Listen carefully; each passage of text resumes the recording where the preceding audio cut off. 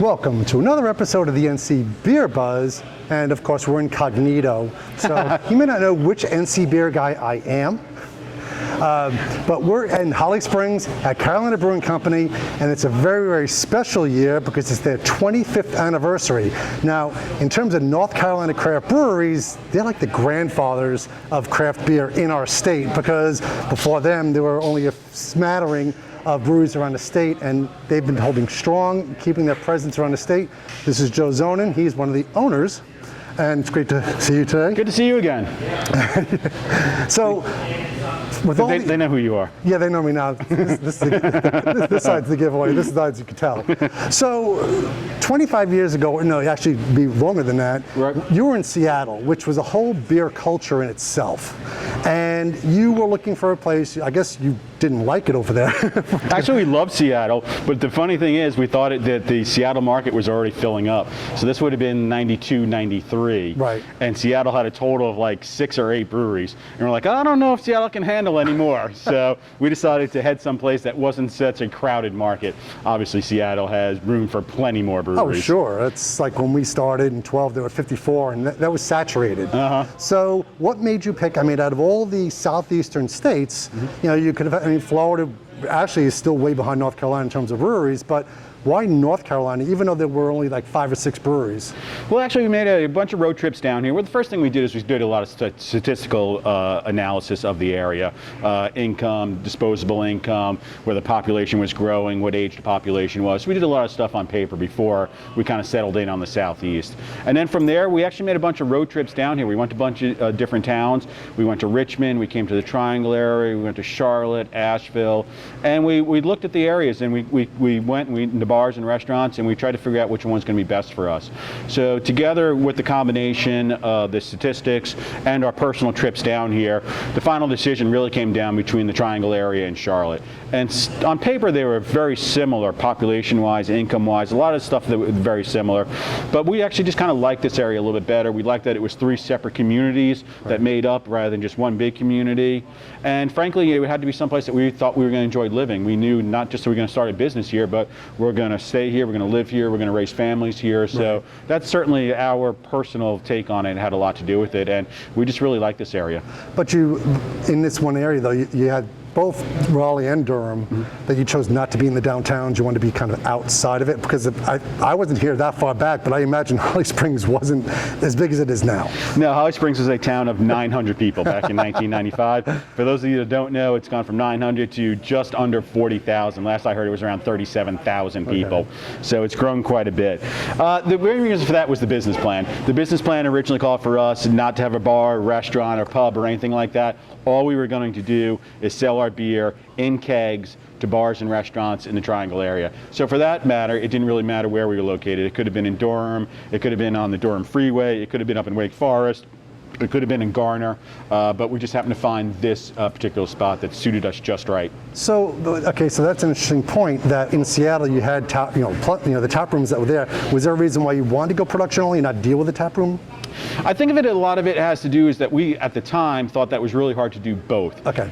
Most of the tap rooms weren't quite as popular. It was mostly brew pubs. Right. So you had brew pubs and production facilities. And the brew pubs always had a full restaurant bar and stuff like that. And we visited over 100 breweries before we opened up. And that was a big deal back when there was only like 400 breweries in the country. Right. But we visited over 100 breweries before we opened up. And we always felt like the brew pubs were doing one or the other really good. They had great beer and so-so food, or they had great food and the beer wasn't anything special. And we just thought it was going to be really hard to pull off both. They were almost 2 separate businesses at some point. And we decided that what we knew was beer. We didn't have any experience working in bars and restaurants at the time. So we thought what we had experience with was brewing beer, and that we were going to stick with what we knew. Sure. So again, we decided just to go production only. Now, did you feel the limitation coming from a beer city, coming to North Carolina where the cap was 6%, even though, I mean, plenty of beers are available below that, but did you feel that that was something like a restriction, like, oh, what the heck? Well, we knew about that before we moved here, and something that we weren't surprised by, so we had done a little bit of our homework, and it was something that we were Not really concerned about it. It was something that we knew we were going to have to deal with. I guess a lot of our original opening business model was for selling beers that were a little bit more accessible, especially right out of the gate. We wanted to have beers that were widely accessible to different people, and we weren't going to start off with a lot of high alcohol beers. So we didn't think it was going to impede our beer selection that much. For the first couple of years, we planned a pale ale, we planned a brown ale, we planned a fest beer, and all those beers fall under 6%, and we didn't know where we'd go after that. So times have changed a little bit as far as how many beers are brewed over 6%, more than a little bit. There's a lot more beers over 6%. But at the time that we opened up in '95, probably 90% of the beer styles that were recognized were all under 6%. There was very few beer styles that were over 6%. So the only one that we really compromised, I think, on our production was our Springbok, which is a beer that we made for years before the brewery, before the law changed. We brewed it at 5.9%, and it really should have been just over 6%. So that's actually the only recipe we changed when the Pop the Cap went through. The only recipe we changed of all of our standard beers was our Springbok. It went from 5.9% up to 6.5%. But you did have a celebratory beer for the change. We did. When the law passed, the bill that changed the law was House Bill 392. Right. So we introduced our barley wine, Old 392, which was in recognition of that. It doesn't come out every year, but when it does, it's in the fall, usually right around Thanksgiving time. And how big is that one? A 9.0. 9.0. So yeah. A nice healthy one. Right. And have you seen over all the years, what do you feel is like the biggest success for the brewery? I mean, there's a lot. There's a lot of years to span, but what really There's a lot of drives- little successes that add up to the big success of the brewery. So there's a lot of, people talk about, 25 is the big year, you're going to celebrate and all this kind of stuff. Frankly, and most people that own a small business, every anniversary is a big anniversary. Okay. You've made it another year. It's something to be proud of. The Pale Ale, I think, is what we're probably one of the things that we're most proud of. The Carolina Pale Ale is what most people recognize us by. It's the first beer we introduced. It's still our best-selling beer. It's a nice, clean, everyday drinking pale ale, and it's been our bread and butter. So, to some people, they might think that that's a little mundane, but for me, the repetition of brewing a beer consistently over 25 years is something that I'm really proud of. And that's great because, a pale ale is it gives you the true taste of what a beer is. You didn't add the adjuncts and things. Right. So you're giving them what I feel are the classic styles, which is important.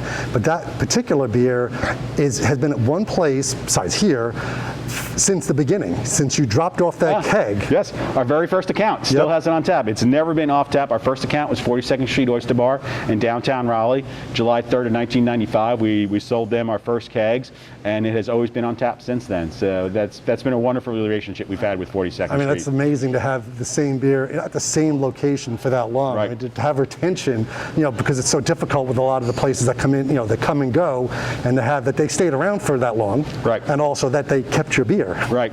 So all those things are great. I tell people often that I'm glad they were our first account because accounts number 2 and 3 aren't around anymore. Right. Yeah, really. They've both gone out of business. So we feel great that 42nd Street was that account. And what a lot of people don't realize is how different it was back in '95 when we started off. We had one beer and one beer only for the first 5 months we were opened up. It was just Carolina Pale Ale, and it was just in half barrel, 15.5 gallon half barrels. There were no cylinders, there were no pony kegs, there were no bottles or cans. If you wanted our beer, you got a 15.5 gallon keg of Pale Ale. Big commitment. It was a big commitment, and after about 5 months, we felt comfortable with things and our knowledge and our craft, and we introduced the brown ale at that point. That's the second beer that we introduced. Okay. So now, because 2020 kind of put a damper on your 25th anniversary plans. Kind of. So they do have the Big Mike. Right. So we made our 25th anniversary beer. That's it right there. And this is our 23rd anniversary. Well, it's not from the 23rd. It's the recipe from the 23rd anniversary. This one that we made for the 23rd anniversary is called Be Like Mike. And then for the 25th anniversary, we made Big Mike, which is as you might imagine, a bigger version of Be Like Mike. It's higher in alcohol at 7.9%, where the Be Like Mike is 5.6, and it's a slightly different hop variety to it. Okay. So, but every year we make a beer for the brewery's anniversary. It's typically a single batch beer, just done for the season.